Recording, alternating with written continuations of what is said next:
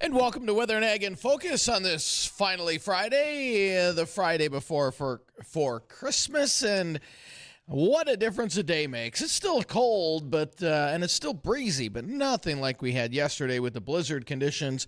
Although there is a little bit of light snow in the far northern valley into northwest Minnesota, and some blowing snow up to the north, where winter weather advisories are in effect. If you're traveling north, you might run into a little bit of slippery travel there, but other than that, it's a much quieter day. I'm Chief Meteorologist Dean Wysocki, along with our Ag Director, Bridgette Readel, and Bridgette's on the road again. Where are you at today, Bridgette? I am in Carrington. I got done with wait, let me find my little handout here. The Central Dakota Ag Day. Right here it is. So I was at the Carrington Research Center, spent time with those folks. A list of great discussions this morning. Excuse me. We had Brady Gettle, who's an NDSU soil scientist. We had folks from the Ag Feed Department, from the State Department of Ag, talking about feed and livestock, as well as Carl Hoppy. He's an extension specialist in livestock at NDSU. We talked about fungicides and white mold. There will be some talks this afternoon about the challenges and benefits of multi-generational farming. Our friend of the show, Chris Sherman, was there as their keynote speaker today, talking about keeping your cybersecurity safe. And this is all a great lead up to the fact that they will also be hosting the next event, which is the Lake Region Roundup. That's going to be, excuse me, held January 7th and 8th. That'll be in Devil's Lake. Again, that'll be another event by NDSU Extension. So mark your calendars for that one. I am very much looking forward to being at that event. Now, you mentioned road conditions, Dean. Let's not take those lightly. I have a road report here from northeastern North Dakota, north of Grand Forks. It is a mess, really nasty, about 35, 40 miles an hour driving in the Grafton area. And at Grand Forks, a lot of blowing snow, less ice, but still heavy blowing snow for them. Yeah, in fact, travel not advised right now from Grafton to Cavalier over towards Langdon and down towards Devil's Lake. So, and like you said, due to blowing snow, they received a lot more snow than we did here in the FM area. And with those southerly winds, those east-west roadways especially are very, very slippery, and a little bit of reduced visibility up to the north as well. So, yeah, again, travel not advised from Grafton west to Devil's Lake and north to Langdon and Cavalier area. So just keep that in mind if you're off to the north. But we do have warmer weather in the forecast. Not in the short term, though. We're still going to be on the chilly side today. And again, blowing snow with the winter weather advisory in the Northern Valley. And we're going to see temperatures today rise up as that warm front is now moving through. And we'll see temperatures rise up into the 20s. It probably won't be till after sunset, oddly enough. And then we'll see a cold front come through tonight, switching our winds back to the west-northwest with lows down to about 6. And a cold Saturday, northwest winds 15 to 30. Highs only around 10 above, but wind chills about 10 to 20 below on Saturday. So it's going to be a cold one. And then Sunday, we're looking at sunshine, lighter winds, and temperatures right around 20. The good news comes next week. Not only Christmas, but we've got some mild weather on the way for much of the northern and central parts of the U.S. If you have any travel in the northern or central plains, we've got some really nice weather next week. Here in the FM area, we'll be in the 20s and 30s next week. You don't have to go far south, though. They're looking at record warm Christmas in parts of South Dakota, Nebraska, and Iowa. So really warm weather down to our south, record warmth. I don't think we'll see records. Records next week are in the 40s. I could conceivably see us hit 40 around Christmas, though. It's gonna be a warm one. It's not gonna be a snowy Christmas this year for sure. It's gonna be a quiet one. But again, that's pretty good news for anybody doing any traveling throughout any of the northern or central plains. And big travel week next week for a lot of people. So thankfully, Mother Nature is going to cooperate. That will be very, very welcome. And it's also a big welcome that these weather reports are brought to you by Progressive Ag. They are your risk management specialists. To those who take advantage of sending us weather reports, we greatly appreciate it. You can reach us on the JLA Insurance phone line, 701-293-9400. 9000. And if you're watching, well, we made sure that Lighthouse Commodities has you covered. They are bringing to you our live stream on Facebook, YouTube, Acres TV. I'm watching our emails. They're on the Superior Grain Equipment powered inboxes, ag@flagfamily.com, weather@flagfamily.com for Dean. And above all, the Coral Laundromat Studio, well, it's nice and warm and cozy over at the laundromat. You might want to take over that heavy duty gear. Maybe you're done with hunting. You wanted to run it through the washer, but you don't want to do it at home. You've got some filthy coveralls already from the fall. Take those things over to the Coral Laundromat on Veterans Boulevard and get them cleaned up. I mentioned earlier that one of the speakers today at the NDSU Extension Central Dakota Ag Day was Chris Sherman with Tech Support Farm. And Chris is going to be in studio with us next week. We'll recap some of the questions that he was asked today, but a big amount still center on passwords and password protection and how we have to change those, looking at a minimum of 12 characters in interchanging numbers as well as letters and using special characters because nobody wants to see their information being swiped, hacked, and so much more. Today, we are going to be joined by Gregg Hanson. He is with Hanson Agri-Commodities. He is going to be part of Market Uncovered. We're going to see what happened this week in our commodity markets. Lots of questions for Gregg have rolled in. And again, you can send those to me, ag@flagfamily.com. Superior Grain Equipment makes sure that I get your emails on a regular basis. If you are thinking ahead about an idea that you want to share, maybe it's at a New Year meeting with some of your coworkers, the AgriStress Provider Directory is available. And I say share that with your coworkers because perhaps you work at an agribusiness and folks are seeing the strain on farmers as they're coming into the bank. They're talking about crop insurance or other items. And if that's the case, this directory actually lists counselors in 49 states who have completed AgriSafe's farm response training. That's designed to help providers understand the unique pressures that all of our producers in the industry face. They can offer telehealth, which has really become vital in many of our rural states as well. So if you are interested in that directory, you can find it. Again, that is the AgriStress Provider Directory. The helpline is 1-833-897-2474. And if you need more information, if you don't have a chance to write it down, just email me, ag@flagfamily.com, and I will share that with folks as well so they have it handy. Excuse me. You know, one of the things that I do on Fridays is a Twitter space. Okay, I know it's X. It's still Twitter to me. And on that Twitter space today, I had the opportunity to visit with Walt Duflock. He has been a guest here on Weather and Ag in Focus, and we talked about ag tech, particularly startups. Why do they fail? Are they good ideas that are being brought forward, or does someone just have an idea hoping that they can be the right solution, but they haven't done their homework for it?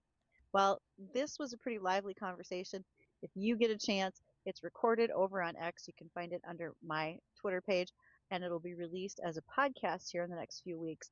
And it's called the Nooner Chat Podcast. And if you're curious how to find that, it's in Spotify, Podbean, and the Apple Podcast Store as well. Just one more place where you can find information that pertains to you on a daily basis and good information. So maybe you're working in the shop and you want to hear a good discussion. This could be one of them for you. Dean, do you want a little bit of history today? Of course. What do we got? So we're familiar with spam, right? Spam the spray or spam in the can? Nope. Spam in the can. Okay. You're thinking of Pam. Pam. I'm thinking of Pam. Okay. Pam. Okay. There you go. All right. So Hormel Foods started in Austin, Minnesota. It's well known in this region. You can even go to the Spam Museum, which has been highly recommended to me, and I do intend to stop there one day. But Austin, Minnesota was also the home of George Hormel. And back in 1891, he had already been shearing sheep, working in a tannery, and was doing meat packing. So he bought out a local butcher shop, established it as his own. Now, at that time, there wasn't exactly a lot of mechanized butchering that was happening. And he was only doing about 600 hogs a year as far as processing. But he got better, and he really chose quality over quantity. By World War I, they were slaughtering over 300,000 hogs per year. And it was during that time that Hormel flavor sealed ham, as well as Dinty Moore stew and Hormel chili actually came into play. Those were some of our first convenience foods. When World War II arrived, well, that's when the use of Hormel products skyrocketed. And at the height of the Depression, just prior to World War II, the son of the original owner, George Hormel, his son Jay, invented Spam because they wanted an inexpensive, shelf-stable protein source to use under using cuts of pork. So something that they normally didn't use, now they could. World War II had millions of pounds of Spam shipped in to the Allied soldiers who brought it home to their families because they thought, hey, this stuff is pretty good. And the legend lives on. Spam, what a way to go. Well, Are you a Spam fan? oh, I like Spam. Do ya? Doesn't bother me. Okay. Oof. Yep. Dad's day of cooking was either fresh bologna from the local grocery store or fried Spam on white bread with Miracle Whip because, boy, we were health food addicts. Yes. Yeah. Really like that one. Oh, Yeah. man. Oh, well. Well, we'll ask that question and many more to our guest that's coming up. That is Gregg Hanson at Hanson Agri Commodities. We've got Market Uncovered next.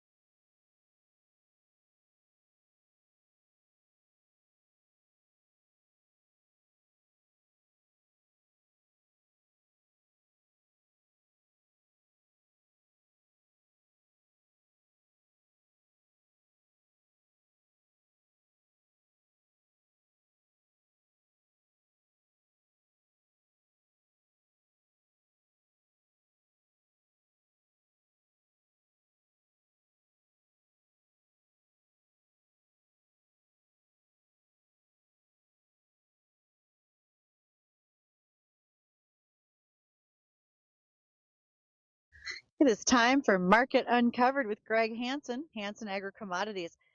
Gregg, tell us about the market. What's been happening this week? Well, it feels like it's holiday. Very, very quiet trade. Corn today down a 0.75 cent, but high to low is 2.25. That's a very narrow range. Soybeans, 7-cent trading range on the day. It's the 19th, but it sure feels like we're in this holiday mode.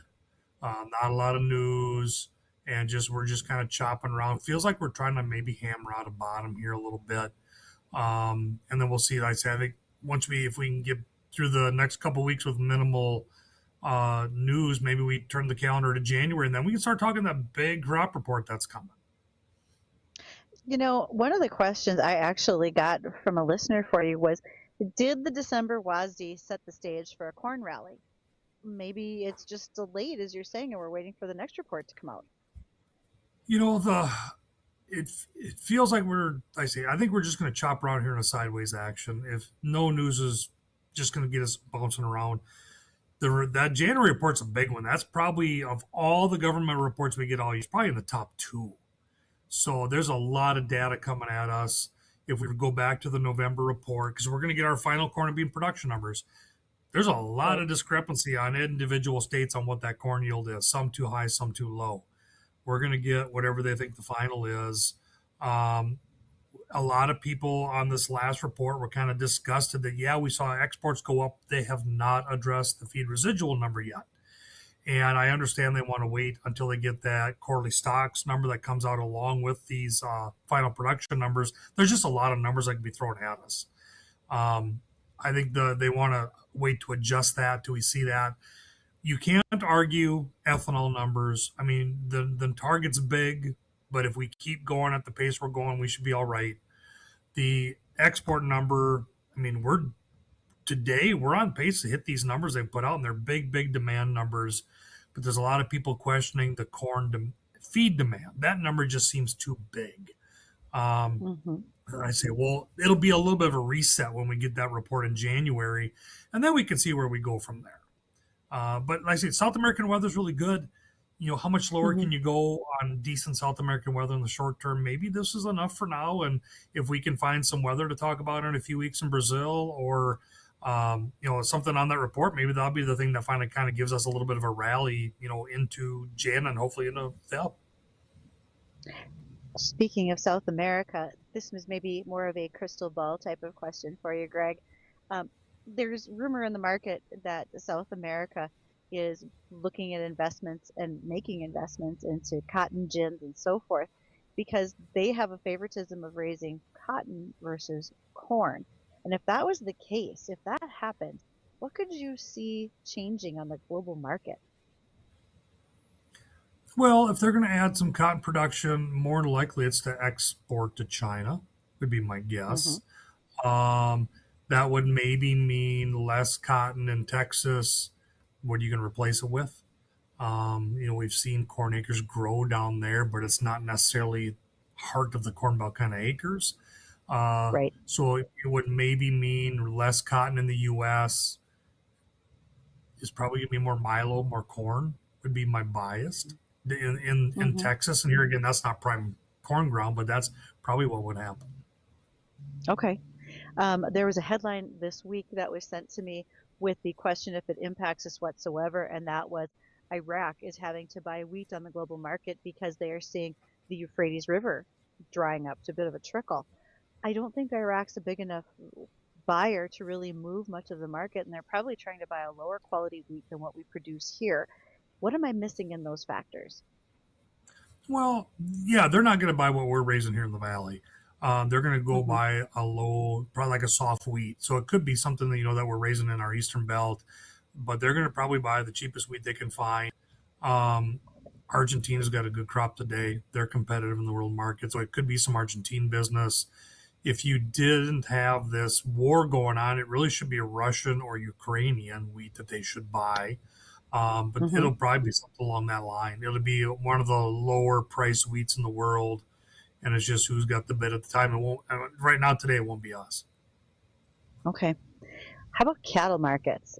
We saw some pretty big records all throughout 2025. I think the anticipation is to see them stick through 26. What are you seeing in the marketplace, and how are some of your producers reacting to what's been going on as of late? Well, we had a pretty ugly October, November. We've gotten a good chunk of that back now. when you Mm-hmm. look at how far we dropped and how far we come back. We're halfway back.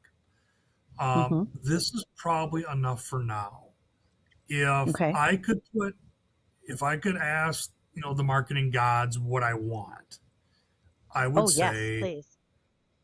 I would like to see. People won't want to hear this, but from a technical standpoint, I want a little bit of a correction here in the short term. We've had a good run. We've run this thing $25 or so. Let's set back 10 Okay. and just have a little bit of have a little correction, build a little base, and then try to run off that, and and try to go and then go not only break through it and kind of break and fill the gap we've left back in October, but that would form an upside down head and shoulder formation on the chart. And if you could Mm-hmm. violate the neckline, which is basically where our highs are right now, that should Mm-hmm. project you to go retest those highs, the contract highs, the all-time highs. I Mm-hmm. think that's what we're going to see is we're going to kind of chop around here a little bit, leak lower, and then probably in Jan Feb maybe go make a run, fill the gap, make a push, and from a fundamental standpoint that can maybe work. The Packers seems to have his ownership around him here in the short term into through the holiday, but I don't think he has as much ownership into January as he wants, and it does feel like there's a hole as far as numbers when we get into that Jan Feb timeframe in that first quarter. So maybe that's what will happen. We get a little bit of a correction, and then get the Packer need to buy and get the cash market to push and pull this futures market up with it. And maybe that's what we'll see is it feels like we need to test those highs one more time just to make sure is it the high. And you can only do that by testing it. So I said, do we get there or not? Time will tell. But I think we got one more run probably here in this first quarter. That's fair enough to ask, or fair enough to say. I have an ask from a listener. Gregg talks a lot about agro-commodities, of course. That's in the title of your business. Do you do any work with gold and silver at all? Do you talk about that with your clients? I've got a couple guys that like to trade some oddball stuff. So I do have, I watch it a little bit. It's not my main focus, but, you've got to kind of pay attention to gold and silver. They are the safety net as far as commodities go. When people are nervous about commodities, they want to go find a safe home, and it's typically has been gold in the past. So it's one of those screens you watch every day, off and on. But I don't do a lot of trading it myself. Just one or two customers. Excellent. Okay, that helps out tremendously. Well, for those customers who wonder those things, listeners who are paying attention to what you're saying, Gregg, how can they reach out and find you to ask more questions and maybe talk about some business? Well, I say if you got a question, just give us a call. We're at 507-338-6433.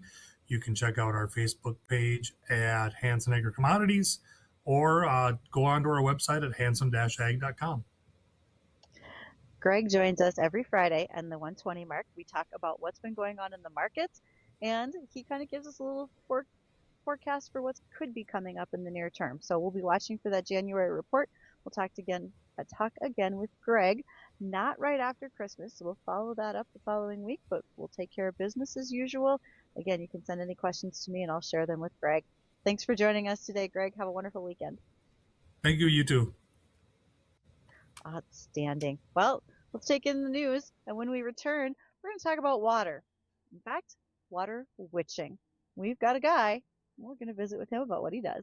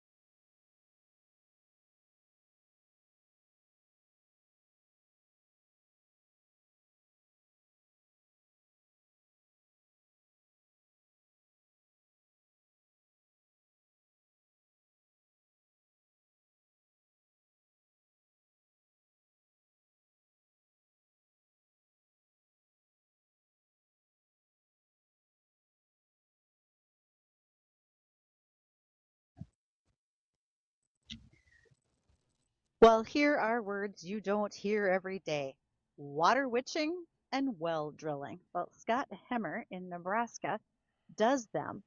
And Scott, I got to tell you, when I read an article about it, I thought, boy, I haven't heard the terms water witching for a long time, and I bet many others haven't either. Can you kind of explain what is that and what do you do?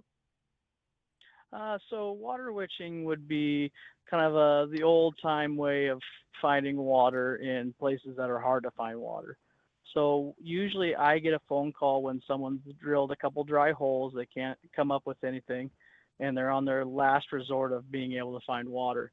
And when I come, I kind of step into the field or the property, and what I do is I got what I call my L rods. They're two L-shaped bent rods, whether they're brass, steel, or copper, and I walk that, and it gives me, I kind of get a different feeling from different sources. So if I'm walking over top of the ground, I might not pick anything up, but then all of a sudden I cross over a water vein and my rods will just swing onto me and they'll just turn right dead center in the middle. And then when I step out of that water vein again, it'll open right back up. That's kind of the way it looks to most customers when we're doing it. Okay, let's start asking a few questions here, and I want to make sure to allow our listeners to reach out as well, and you can do that on the JLA Insurance phone line, 701-293-9000. When you are doing this, how did you start? How do you know you have the ability to water witch? Is it something specific? Is it a skill that you trained as an apprentice to learn? How does that go about happening? So mine kind of came about as a skill that I trained to do. So I worked for a drilling company I have for the last 11 years, and the old guy that started the business back in '62, I'd always get stuck riding in a service truck with him, going from service call to service calls, and he always brought up these stories about when they drill a well, they wouldn't hit anything, and they were trying to find, water for livestock or house or along the lines of that. And he'd always call this old man that came out with a willow branch, and he would witch it for him. He says, yeah, don't know how it works, but he says it's always worked. Every time we drill a hole there, we end up finding water after he does it. So it's kind of funny to watch, but then there's some truth behind it. And the more stories it told me, the more intrigued I kind of got into it. And then I was able to kind of start practicing before we drilled a hole that we were going to drill anyways. So I would kind of mark out real quick, see what I kind of got for a reading, and then we drill the hole and I kind of match my numbers. Well, then I got to the point where I started getting really good at it, saying, well, you're going to drill the hole here, but we're not going to hit anything. And then sure enough, we ended up missing. And then it got to the point where we started trusting me to start talking to the customers beforehand, or if we missed, the customer would let me pick the next spot and we were hitting. So it's kind of a funny little story, but it's something that I've really kind of been training my mind to do for the most part. Now, Scott, is there any? I mean, this is the old-fashioned way of doing it. Obviously, what about is it? I guess doing weather. Everybody always asks us, what's the accuracy rate of your guys' prediction? And so, what's the accuracy rate of water witching compared to a more modern way to do it?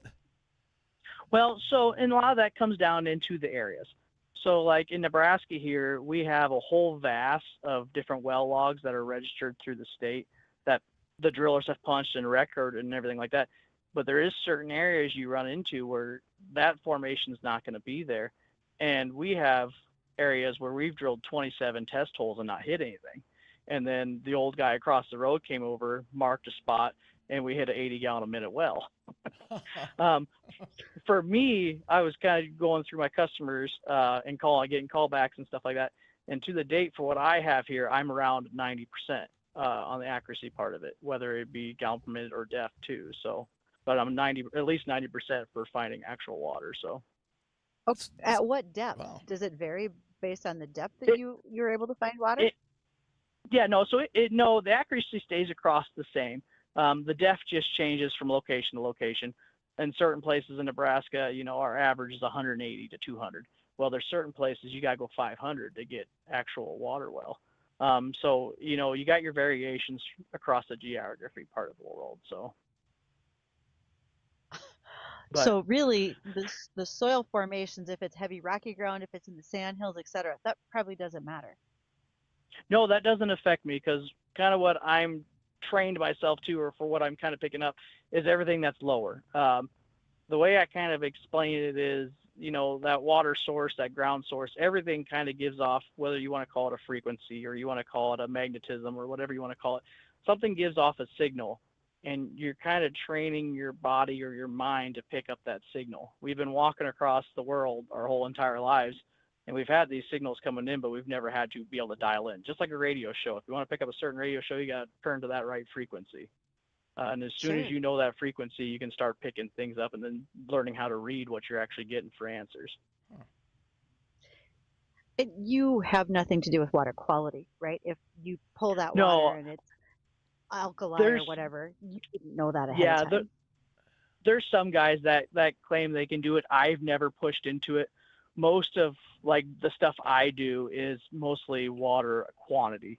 It's a lot of irrigation wells. There are a lot of big time farmers and stuff like that looking for supplies, or a house just looking for water in general. And when you're building a house and you got 2 dry holes, you kind of got to take what you got. How many people do you know that are doing water witching? It doesn't, I mean, it's not like we come across y'all at a trade show booth very often or anything like that. Yeah, no, it's unfortunately, I always say it's a trait that unfortunately my competition is slowly dying off. I'm kind of one of those guys where I'm probably the youngest that's really doing it, I guess would call professionally, advertising or charging for it and stuff like that. But I mean, there's local ones. You got to find them. It's usually an old farmer that, used to do it for a neighbor here, used to do it for a neighbor there, or he just pulls out his pliers and his pliers pulls them to the ground, or it's just a lot of it's kind of a local secret. A lot of guys don't like to be, known for it, but they can do it. But for people that do it, professionally, there's a select few that you can actually find, and even a selector few that will actually travel distances for it. What's the demand? You had told me, I happen to know you're on the road to New Mexico, but Yeah, what's the demand for you? so there's currently quite a bit of demand. I picked up a lot from that article that you read, and that's currently why I'm currently down in Fargo, Oklahoma. And after here, I got to go to Stratford, Texas, and then also New Mexico all this weekend, and then drive back to Nebraska on Sunday. So there's a demand for it, and it just, people can't find, the old guys around that do it. Or anymore nowadays, a lot of people just look up, for me in Nebraska, look up Water Witcher in Nebraska, and it pulls up my Facebook account. And that's how a lot of people end up getting a hold of me. But there's a demand for it. It's kind of a dying trait, unfortunately. How long does it take for you once you get onto a piece of ground? Is someone, even if they didn't point you in the right direction and say, I think it's over here, how long does it take you to hit a spot? So we're just actually taking a break here from doing spot here in Oklahoma, and we just did, I think, roughly 600 acres in about an hour and a half. So usually my process of doing it is, no matter where they tell me the water is, I really don't care where they tell me. I want to find out where the best spot is we'll do it from a pickup. Like today we did it from a pickup or a side by side, and we'll drive the whole outer perimeter, and I'll pick up the veins that are crossing into their section.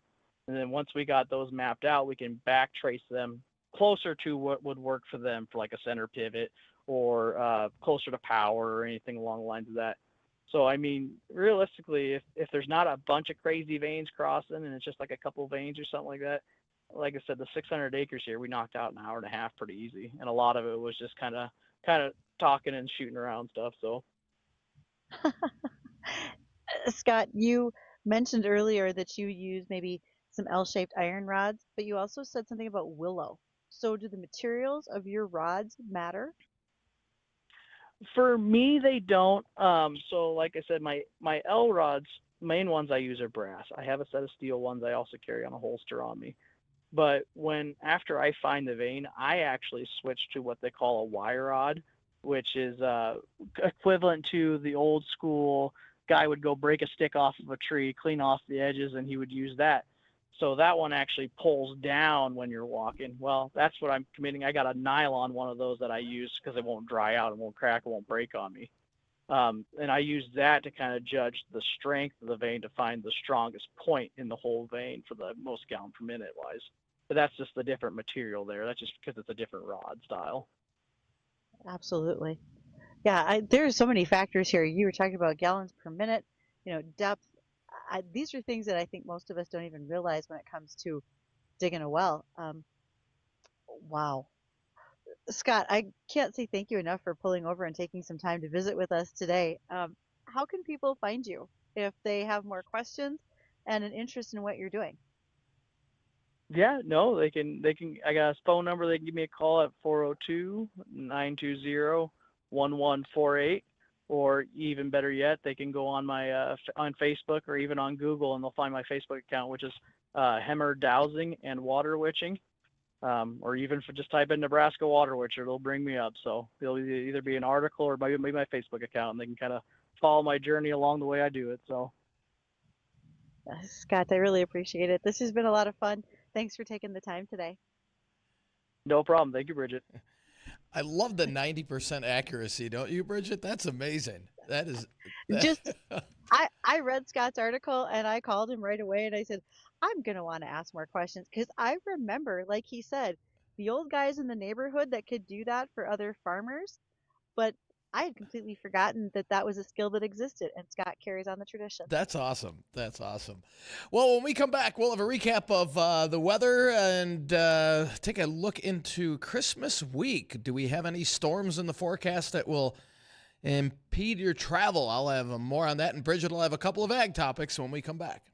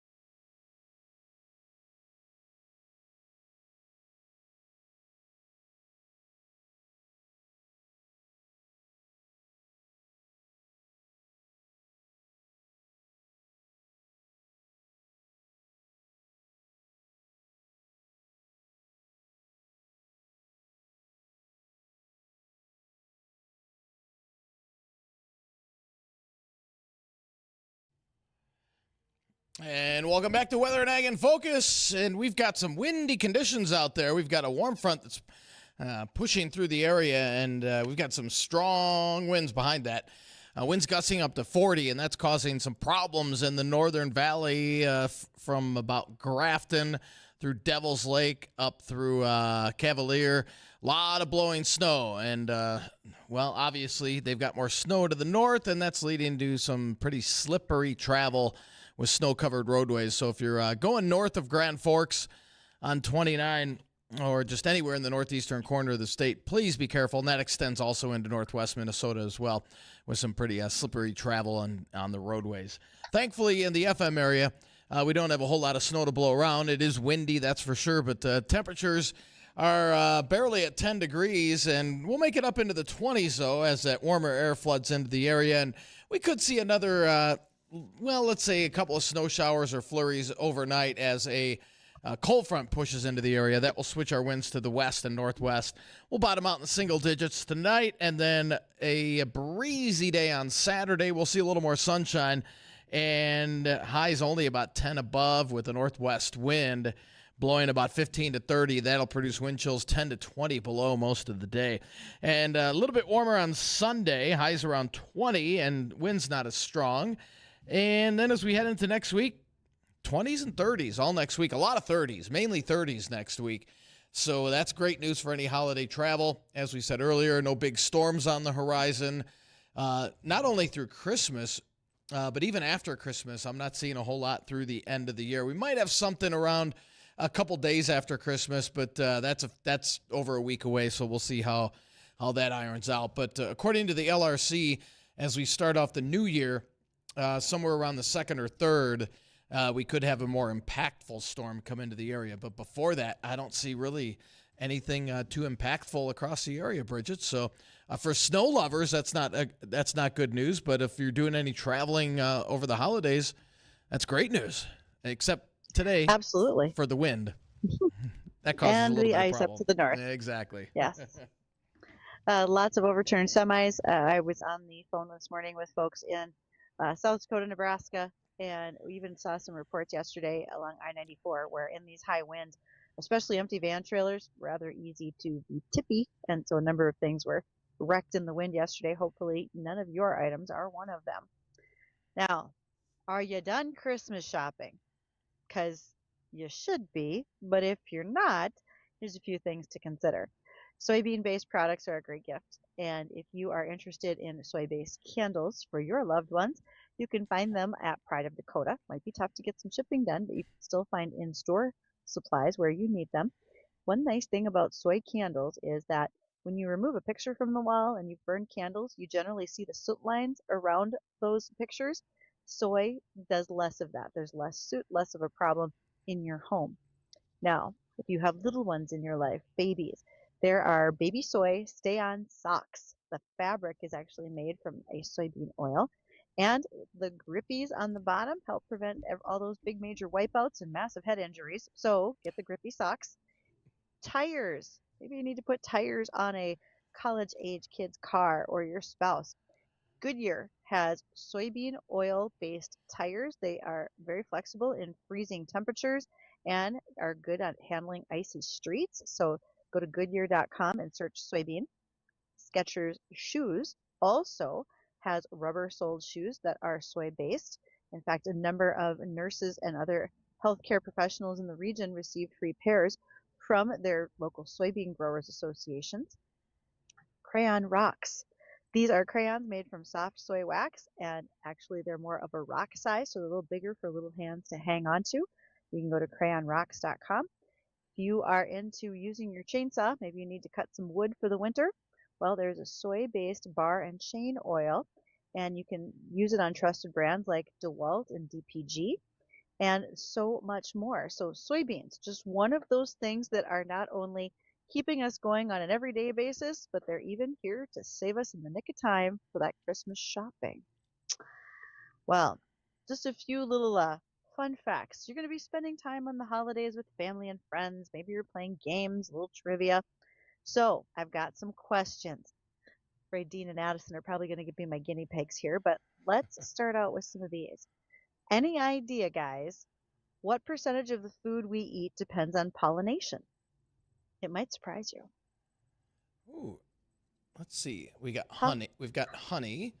We've got. Well, you've got the bees doing the pollination, Yeah. so think about the crop, Okay, flowering crops, that type right. of thing. I'm gonna say. I'm gonna go 55%. Addison. Addison, are you in? I'm gonna go 70. You guys are a little bit high. It's a third of the food that we eat Oh. needs pollination. A little change there. Now, corn, not just for food, it's also used in thousands of products, including our toothpaste and fireworks. There's actually some cornstarch and so forth that gets used there. Here in the United States, we have about 2 million farms, and agriculture overall provides employment for more than 1 billion people on the planet. It's quite a number of folks that are affected by it. Bridgette. Can anybody? Bridgette. Go ahead. Addison just had a genius idea for an invention. He piped it in my ear. Go ahead and say it over the air, buddy. This is genius idea. You could trademark this and make millions. I want this to go What you down got? in the history books that this was my idea. This is your idea. I'm just saying they should make a firework that's filled with corn, and then after it blows up in the sky, it rains popcorn on you. Then you get the show and the A treat. good 4th of afterwards. July. Probably smell festivity. better than a normal firework too. Hey. Will there be butter? That's what I need to know. Oh. Yeah, If you there can buy will like be pre-buttered butter. ones. Well, so okay, we're talking about corn. That is one of the top 3 crops that are grown around the world, and they account for more than 40% of all calories consumed by humans. What are the other 2 major crops that we grow in the world? So corn's one of them. What are the other 2? Ooh, I don't know. I didn't pay enough attention in history or in school. I am not Think sure. about what you eat.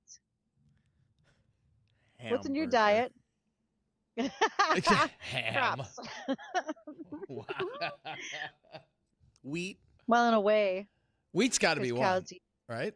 Wheat is one. Okay. And then the third one, we don't raise a lot. Well, we don't raise any up here, but we still raise it in the United States. Got to think globally. Barley. Rice. Rice. Rice is the third largest. Because think of how many Asian countries survive on rice. That's like their primary carbohydrate versus what we would get from maybe a wheat. So I can see that as being a very big difference.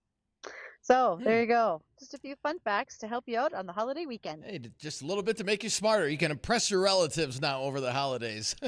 Right? Absolutely. Exactly. Well, that'll do it for myself and Bridgette on Weather and Ag in Focus. I want to thank everybody for joining us. Don't go anywhere. The Jay Thomas Show, he's live out at Fill the Boot. He'll tell you all about that coming up next.